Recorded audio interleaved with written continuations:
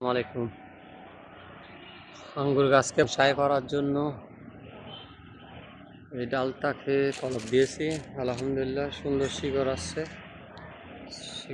সুন্দর। এটা কেটে এখন এটা বালতিতে বসায় দেবো বনসাই করার।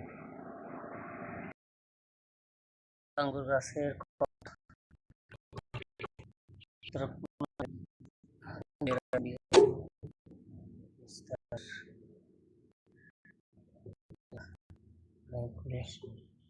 আসছে বনসাই গাছটা বসায় দিলাম।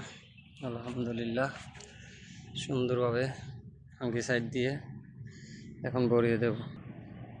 এই হচ্ছে বসানোর পর পুরো লুক